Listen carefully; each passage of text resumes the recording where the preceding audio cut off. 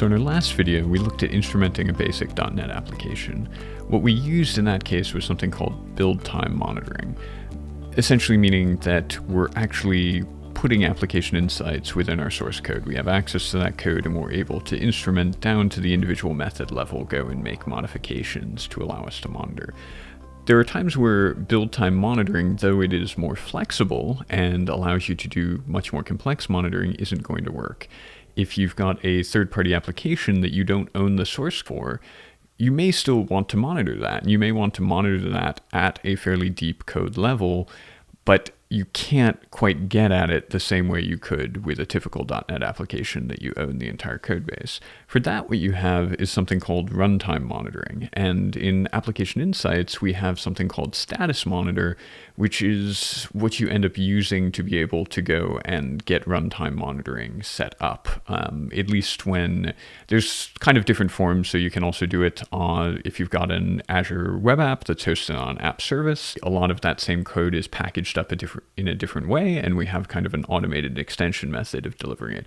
But if you have, say, an application that's a typical .NET application running on a VM or running on a physical on-prem server, running on IIS, or running in the cloud on IIS in a normal VM environment, Status Monitor is going to give you that ability to go and get that monitoring set up. To demonstrate this, what I wanted to do was show kind of two different typical environments that different people in the Microsoft world might know. One that I know very well is I come from the System Center world, so I spent a lot of time working for Microsoft, doing work on monitoring back with SCOM. And so I thought a good way to kind of introduce people to this would show you a typical SCOM web console, which is a application that's written by Microsoft that is, in this sense, is third-party code in that you as an end user of SCOM don't have access to that code base, but you technically might still want to monitor it. I don't, in the case of the SCOM web console, this is more just a throwaway fun test. I don't think there's enough value in monitoring it that I think it would be worth doing in any sort of production environment. But I think with a quick test server, it can be a fun demonstration just to show you how it works. So what we'll do is we will go to our VM. And so we've got server, we've got a couple of different, we've got a SCOM environment, we've got a Dynamics environment, we've got a SharePoint environment. I'm going to look at two of these today. So let's go over and look at SCOM. And so this is the SCOM 2016. It's running SCOM, I think 1801 UR6. It is pretty much completely up to date. And so we have a basic web console we can click around. And so what I have done is I've added Status Monitor to this system, and this then gives me the ability to start pulling back very similar metrics to what we were seeing last time, but for an on-prem product, and a product that I don't own the source code for. So like if we go and look within SCOM, and you can see that this is just installed. That's fine. Control panel. And we'll go administrative tools, and we will show you IIS. So essentially, on a server that you have SCOM Web Console installed, you're going to have a number of sites. Some of these are SCOM's internal app monitoring. Right now, we're just focusing on the monitoring view and the operations manager, and we've instrumented that with Application Insights. So if I go and I'm clicking around this site, the entire time I'm doing this, telemetry data is being sent back to our environment here in Application Insights, and it's collecting performance data on that. We're going to show you that live metrics also work. So live metrics is not restricted to just things where you're directly instrumenting the code. We can also gather live metrics from here. So you can see it's right now initially grabbing my memory, my CPU. Can see a little bit of those last requests from when I was clicking around. I can start doing that again just so we get some more fresh data in there. And I'm not even letting it finish in some of these cases. I just want to show the basics of that. The fact that I'm interacting with this here is then causing telemetry to come in. If we were to have a case where there was an exception, so we can kind of cheat and force it to have an exception. Sorry, as I bounce around here, too many things open.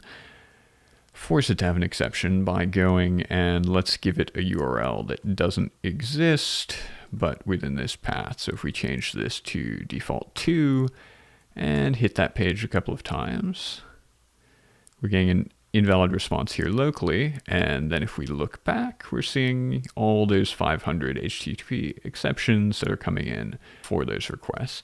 This kind of interesting. Again, the first video goes over this for a standard building a .NET app from scratch, but we can also, and we'll go back to our environment that we had there.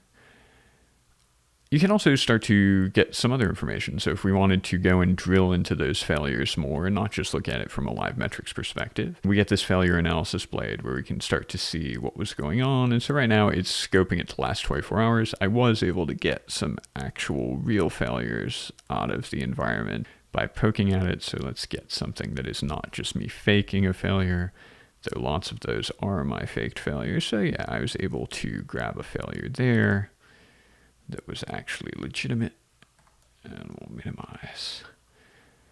And you can start to see what was the count of the failures when that happened. You can also look at things like if we go to performance, we can start seeing what's the actual average response time of different pages. So as we're going clicking different things, wow, it's taking 1.6 seconds for certain aspects of that blank.aspx to come back. Not great. Again, for something like SCOM, this is more just a toy to look at, because there's one of the biggest things I would say with monitoring any web application is you want to do it in such a way that the information you're getting back is actionable. So in this case, short of occasionally finding a bug that you want to report out to the product group, there's not much you can do to the source code of this third-party SCOM application, but it is a good way just to, if you have a test server, to be able to play around and kind of see what else is available that you might have not known, and just to get familiar with this, because a lot of SCOM admins know the SCOM web console very well, so it's easy enough with a test server to play with this. So to walk through how we actually set this up, what I've done is on my server here, I created a pre-status monitor checkpoint, just one, so I could roll back if always I am firmly of the belief that anything I can test as heavily as I can. So one, this is a test SCOM server, but two as well, by checkpointing it and using virtualization, I can go back in time if for any reason I break it when I'm adding instrumentation, which can happen sometimes. I want to be able to go back and be fine. So I created my pre-status monitor checkpoint, and we're going to go and say apply, and go back in time to before we added status monitor. So we've just reverted back to before we installed status monitor and configured it. First thing we need to do then is to show you how to download it and how to quick install it. So we're going to go to the Microsoft Docs. This is the official doc page for status monitor, and we'll go to download status monitor. We can go and click the status monitor installer, then open and run. This page also describes all of the prerequisites, so it is specific to certain versions of .NET, and you want to make sure you follow the instructions, but it's pretty quick and easy, so we'll show you how to do that, assuming it's also going to check and try to do some detection to see if it thinks your app is actually going to work or not. So we'll go and say install. I will accept. Continue. We can exit out there. You can see now it's doing some additional downloading of NuGet packages. You finish there, exit there. So what you'll see immediately is, so it's identifying any of those IIS sites. So if we go back to control panel just to compare so you can see what's happening. There we are. Does anyone actually use the category view? I've never been able to successfully find anything via that. But we'll go administrative tools and we'll go IS. And again, so we showed this just a moment or two before, but all of these sites built off the default site is what it's going and actually identifying for us. You'll also notice that it's saying we have an update available. So we do want to click this. It is a little annoying that it's like we just installed it. We need to update again. Hopefully in the future they'll fix that for us, but install update, sorry. So click update is available, then click install update, which is slightly counterintuitive to me, but there we go. And we're downloading again. And so we need to sign in. And if you don't already have one, you can sign up.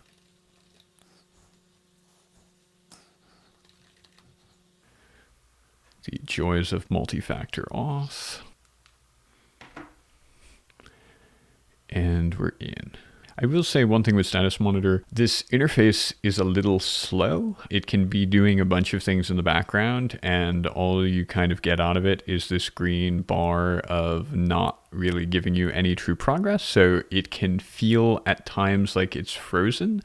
Most of the time it is not, but it's just something to be aware of that I've found myself kind of sitting here for a moment and usually hitting Task Manager and then going, hey, have I actually frozen this out? I think once or twice I have, but most of the time it's just that it is a little bit on the slow side when it's first coming up. So I would be slightly patient with it and assume that it's doing what it should be doing and just give it a moment or two to come up. If you're not able to sign in, if it's a case where you happen to be behind an environment where you can't go and make that connection for reasons of firewall, I certainly know of customers where it's okay for them to punch kind of a single hole to send telemetry through the firewall, but anything else is not allowed. If you were in one of those cases and so you can't even get this kind of sign-in prompt to go through, there is a way to go and manually enter all the values from this. Mainly what this sign-in is doing is either grabbing an I-key from an existing resource or creating a new resource. So in this case, it's going to send to an existing application insights resource. We can go and select, and I want to add application insights to default website / operations manager. And then I'm going to do the same thing for default website / monitoring view. And again, do not be surprised if you have to wait a little bit here. I'm probably going to cut the video to make it seem faster because it's painful for me to sit here and watch this little green bar flash by and not make noise. But it will work. I think generally I've been able to get up and running in about under 5 minutes, but something that you click and then takes about a minute for it to finish configuring when you don't actually see a percentage of the progress can be a little bit painful. So we've enabled there. We can also go and enable here. You can also see this get more data monitoring is limited because the Microsoft monitoring agent, because of some of that shared development history between application insights and parts of SCOM, you can have cases where, particularly if you wouldn't want to be trying to run SCOM's APM capabilities at the same time that you're running application insights monitoring capabilities, because you can cause a conflict. And often you'll find that that can be the case with any set of deep application monitoring tools. So you wouldn't necessarily want to be running New Relic at the same time as FDynamics or application insights at the same time as New Relic without bad things happening. But we're going to let this finish, and then we can click that update configuration just because this is a test server, and I'm more doing this just to show you what you could get out of another IIS server. Again, for your prod SCOM environment, I really wouldn't recommend doing this. So we'll say update configuration. And then now it's telling us if we want to collect our code dependencies, we need to reboot IIS one time. So I'm all right with that, letting it restart IIS. Again, if this was a live production site, I would not be so cavalier with just rebooting IIS. All right, so we now look like we are set there. Let's go and take a look at, let's make sure, one, that we can still access our portal successfully. So we have our console loading successfully. And what we want to do is go back and see, hey, are we still getting our live metrics and everything else that I was showing you earlier, since I've kind of reattached this to Status Monitor. So we can see the server there. We're not seeing much come in right now. We're going to see if that's just a delay or if we need to make some adjustments. So one thing you see here is we're getting an error trace message saying basically it seems like it's having trouble collecting some of the common performance counters. So it could be that we have an actual issue that we might need to resolve, but let's go click around to see if we can give it anything to work with. So we do see that we're getting a request rate, we're getting request duration. We can test failure very quickly as we did before by giving it a fake address. So let's grab this and hit there, and then let's go. Now that it took as a real address. There we are. So can't be reached, and it did take that request failure as we expected, and we're seeing those come through with it saying not exist. But what we're not seeing is we're not seeing CPU, we're not seeing memory. So the first thing I want to try doing to get that to come through is just see if it needs a reboot, because it is possible that it's a permissions issue, because if you remember, it was warning us and saying, hey, the security principal may not have abilities to collect performance data. So that very well may be what it is, but just to confirm, I just want to do a reboot first. So we're back up after the reboot. We're going to log back in. And we're going to do that test just to see, was the issue we were seeing just that we hadn't rebooted after making those changes, or is it that we actually need to go and make a change on that service principal to give it permission? And those services are probably still coming up, so it might take it a second. We can also take a look here to see how this is doing, if it's getting anything more from this. Not yet. So if it was just a reboot, I would almost expect CPU and memory to start kicking in, but we are seeing exceptions and requests come through again. Let's jump in and jump back just to make sure. Still no memory, still no CPU, so I am going to go with that error message was correct and that we need to make a small adjustment. Now we're in there. Because essentially, these counters here, it should be pulling regardless of whether the web console is actually up and running. The web console could be completely crashed and cratered, and we should still be able to see what's the memory, what's the CPU on that box. So let's go, and I'm going to go for the lazy man's version of giving that permission. I'm going to go to Active Directory Users and Computers, and we will find, if we remember, it had, we'll bring Status Monitor back up so we can take a look at what it was saying we wanted. So it was giving us a warning that we might have insufficient privileges for Performance Monitor Users Group. So if we go back here and take a look at the built-ins, we should have a Performance Monitors User Group. And so what I'm going to do, just because this is a lazy demo, is add everyone. Obviously, don't do that in production. And then I would expect that not to take effect immediately, but we can see nothing there. But I think now if we do a reboot, we should be set, but we'll see in a moment. So we are back after another reboot. Going to log in. There we are. And we will take a look, and this is the page. You'll see this page if Live Metrics is not actively transmitting. So like if your server were off, but you had Live Metrics configured and now you can see it is turned on. You can also now see that we have committed memory coming through. You have CPU coming through. So it was that we needed to make that change to that user group. And now we're all set and cooking with memory, with CPU, and we can go and check out our main site again and show you that with one too many reboots, and we are up and running with Status Monitor on our Operations Manager web console. And again, so you can see anything that I do here is going to ultimately be reflected back. You can go and do some visualization just to make it think and do some more things. And then we'll jump back here. You can see those requests coming in, the request duration. But what's interesting too is if we go out here, we can go and, as we were showing before, that performance blade is available to us.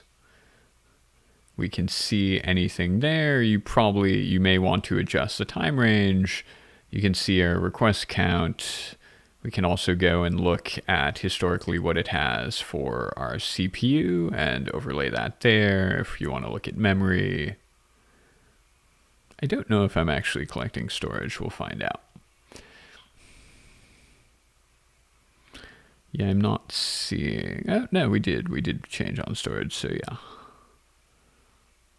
I'd have to check exactly what counter that is corresponding to on a storage side based on those fluctuations. If that's like a basic IO, I'm honestly not sure. But from this view as well, you can also go click in. You can go and drill directly into the samples. From there, you can also click here. It will take you to the end-to-end transaction view. This view for the SCOM web console is not terribly interesting. What I'm going to show you next is what we also have spun up.